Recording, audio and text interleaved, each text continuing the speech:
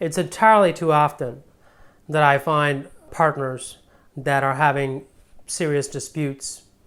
Sometimes there's litigation pending, and all at the same time, the business is suffering.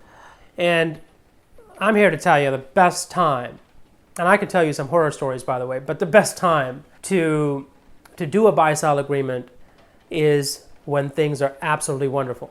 Your partner and you are best of friends, and perhaps the optimal time for you to do an buy-sell agreement would be when you first start the business. So as far as structuring a buy-sell agreement, there's 4 key things that you need to worry about. Number 1, you need to look at what are trigger events that would trigger a buyout. Death, disability, retirement.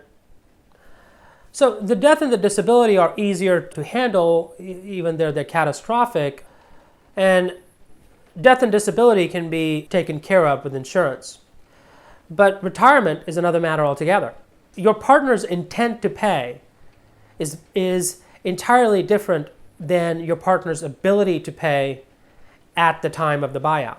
So sitting today and saying, well, I will buy you out 5 years from now, yeah, your intent is there, but who knows what your financial condition will be or what the business condition will be at that time.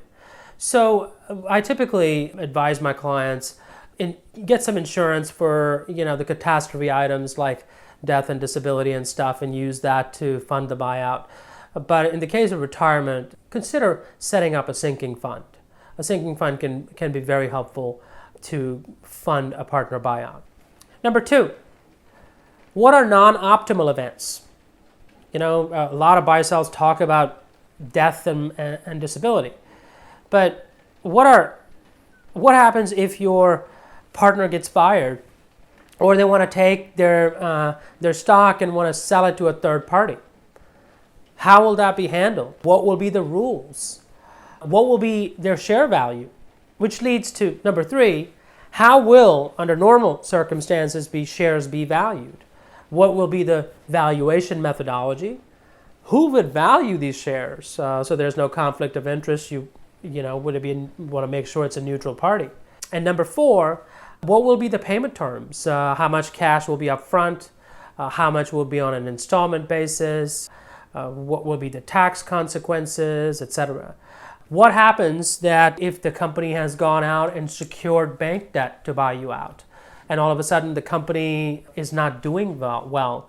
What are the lender covenants that could impact you?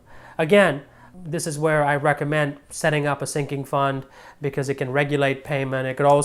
You could fund to the sinking fund in the good years, and it provides some assurance that the payments will continue to come. As well, it provides upfront funds to provide for a down payment.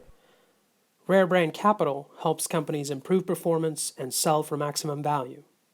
How ready is your company to grow or to sell? Want to know how you're doing?